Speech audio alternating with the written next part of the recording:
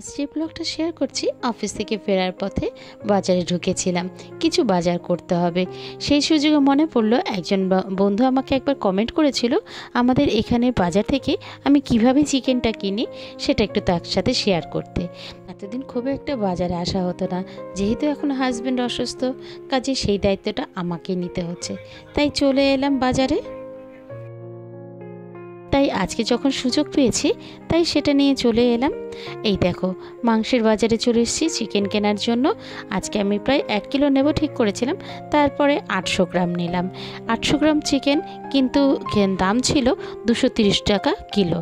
যাই হোক, এখানে আমাদের যে যেরকম চায় সেইভাবেই চিকেনটা বিক্রি হয়।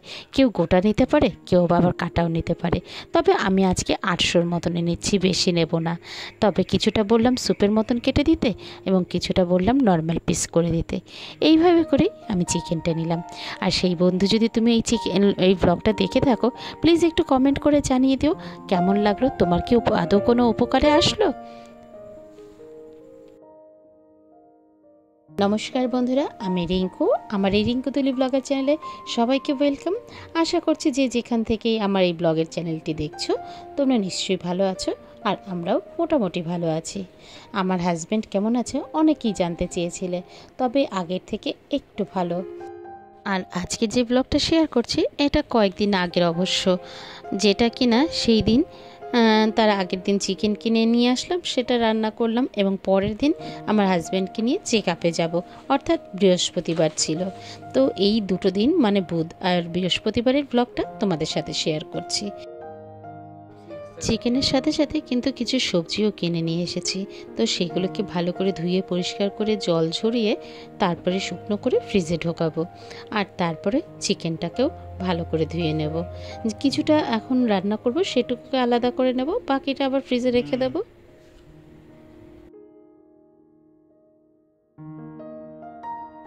চিকেনটাকে বেশ ভালো করে ধুয়ে ম্যারিনেট করে রেখে দিলাম। ওদিকে ননদ এসেছে একটু বেশ সন্ধ্যের টিফিন নিয়ে, তো চলো সেটা খাবো। তার আগে তোমাদেরকে একটু দেখিয়ে দিই কী নিয়ে এলো। এই দেখো, তড়কা আর রুটিটা যদিও আমি ঘরে করে নিলাম, আর তড়কাটা ননদ সাথে করে নিয়ে এসছে। আর তারপর রাতের রান্না কমপ্লিট। এই যে আমার হাজব্যান্ডের জন্য স্যুপ করলাম, আর তারপরে আরেকটা বাটিতে রয়েছে, দাঁড়াও দেখাচ্ছি। স্যুপটা কিন্তু একদম পাতলা ঝোল, মাত্র 2 চামচ তেল দিয়ে, 2 চামচও না 1 চামচ তেল দিয়ে রান্না করেছি। আর আমাদের জন্য প্রেশার কুকারে লাস্টে সব কিছু ম্যারিনেট করে সিটি দিয়ে দিয়েছি।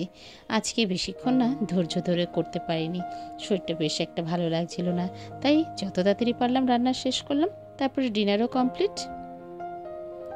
চলে এলাম পরের দিনের আবার একটা ব্লগ নিয়ে। সকালবেলা দেখেছো আমাদের কিন্তু রুটিন চেঞ্জ হয়ে গেছে। সকালবেলায় এখন সবাই মিলে একসাথে চা খাই, যদিও চিনিটা এখনও অ্যাভয়েড করতে পারিনি।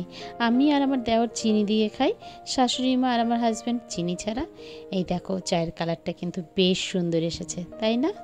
তারপর চলে গেলাম সকালের জলখাবার করতে।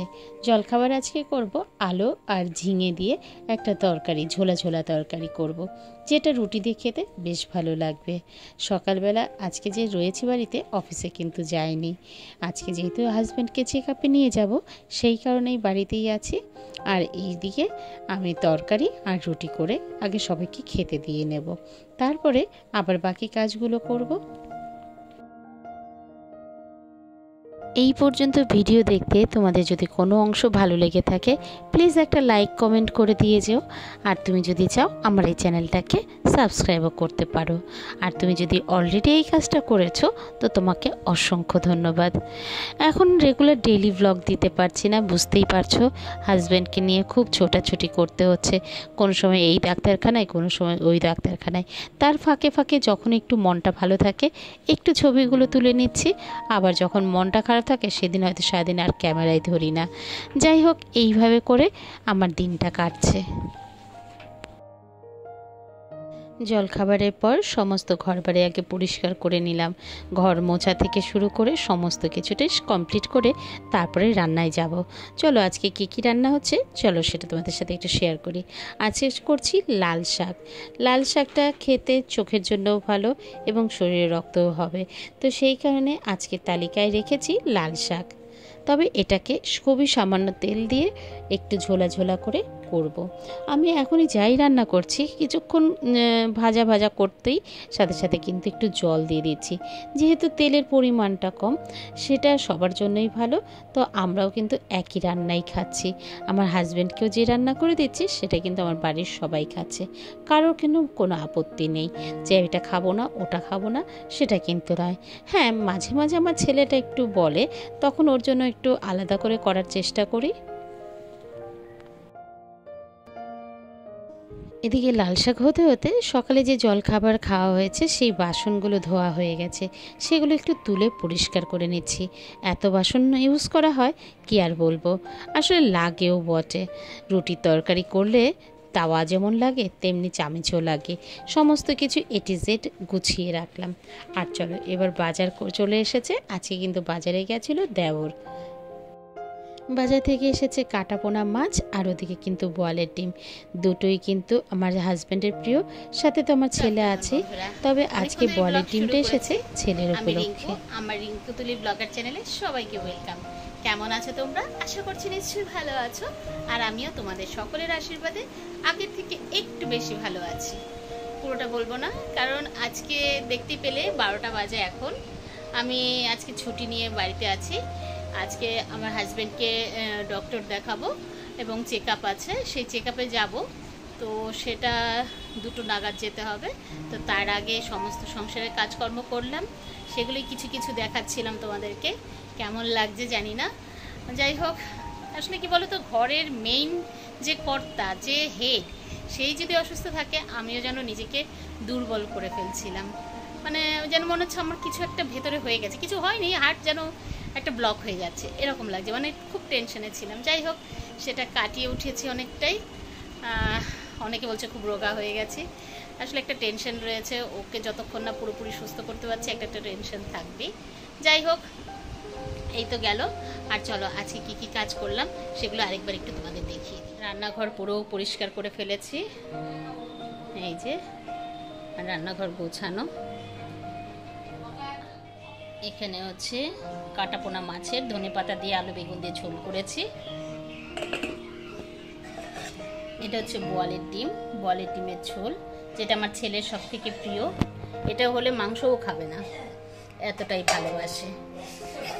ওর জন্য কিছুটা আলাদা করে সরিয়ে রেখেছি, যেহেতু ও পরীক্ষা দিতে গেছে, ফিরবে দুপুরবেলা, হয়তো সেই সময় আমি ডক্টরের কাছে থাকবো, তাই এটা ওর জন্য রেখে দিলাম বেড়ে। আর এছাড়াও লাল শাক করেছি, একদম অল্প তেলে করেছি, যার জন্য একটু জলও বেরিয়ে গেছে ঢাকা দিয়ে রাখাতে। যাই হোক, এখন অল্প তেলেই সমস্ত রান্না। ভাত তো আছেই, এটা রাতে এক্সেস হবে মনে হচ্ছে, তাই রেখে দিলাম চাপা দিয়ে, এটাকে ঠান্ডা করে রাখবো রাতে, আর তাহলে ভাত করতে হবে না। আর এটাতেও তো দুপুরের ভাত আছেই। এই ছিল আজকের রান্না।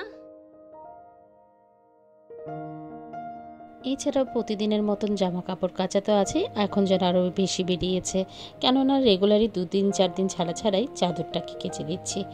যাই হোক, এরপরে সবাই মিলে খাওয়া দাওয়া করলাম। আর নীল এখন তো পরীক্ষা দিতে গেছে, বাড়ি ফিরে তারপর খাবে। আর তারপর 2টো নাগাদ আমাদের অ্যাপয়েন্টমেন্ট ছিল একজন ডক্টরের কাছে। সেখানটা যাওয়াতে কিছুটা তিনি এমনই কিছু কথাবার্তা বললেন, যার ফলে আমি খুবই ভয়ে আতঙ্কিত হয়ে গেছি। বাড়ি ফিরে সবার সাথে আলোচনা করতেই তারপর ঠিক হলো আরেকজনের ডাক্তারকে দেখাতে হবে। তখনই ইমার্জেন্সি বেসিসে মুকুন্দপুর আর.এন. টেগোর হসপিটাল, সেখানের হদিশ পেলাম। সেখানে একজন ডক্টর আছেন অনুপ খেতান, যে কার্ডিওলজি স্পেশালিস্ট। তো ওনাকে অনেক কষ্টে অ্যাপয়েন্টমেন্ট করতে পেরেছি এবং আজকেই দেখাবো। কেন দেখাবো সেটাও তোমাদের সাথে শেয়ার করব। চলো যাই, একটু বাদে শেয়ার করছি। সেই দিন তো ব্লক হওয়ার সাথে সাথে একটাতে স্টেইন বসানো হয়েছে, যেটা 100% ব্লক ছিল, কিন্তু বাকি আরও কিছু ব্লকেজ আছে, যেটা ওই দিন চেক আপ যাওয়ার সাথে সাথে সেই ডক্টর বলেন আবারও নাকি স্টেইন বসাতে হবে, আরও 2টো। তো সেই কারণেই আরও আতঙ্কিত, তাই আর দেরি করলাম না, চলে গেলাম আর.এন. টেগোর হসপিটাল, যেটা মুকুন্দপুরে রয়েছে।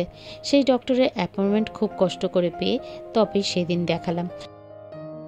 সেদিন ডক্টর দেখাতে দেখাতে প্রায় 8টা 25 বাজে, এখনও কিন্তু আমাদের নাম আসেনি। রাত কিন্তু 8টা 25, বাড়ি ফিরতে ফিরতে প্রায় 11টা বেজেছে। তবুও ভালো লাগলো, কেন বলো তো, ডক্টর আমাদেরকে একটু নিশ্চিত করলেন যে যেটুকু ব্লকেজ আছে তিনি সেটা ওষুধের মাধ্যমেই সারাবেন। তবে এই চিন্তা ভাবনা রেখেই আমি যেন একটু শান্তির নিঃশ্বাস ফেললাম। যাই হোক, তোমরাও একটু আমার হাজব্যান্ডের জন্য ভগবানের কাছে প্রার্থনা করো, ঈশ্বরের কাছে প্রার্থনা করো, তিনি যেন খুব তাড়াতাড়ি সুস্থ হয়ে আবারও আগের মতন চলাফেরা করতে পারে, ঠিক এইভাবে। যাই হোক, এখানে আজকের মতন ভিডিওটা শেষ করছি। ভালো থেকো, সুস্থ থেকো, আবারও দেখা হচ্ছে পরের দিনের একটা নতুন ব্লগে।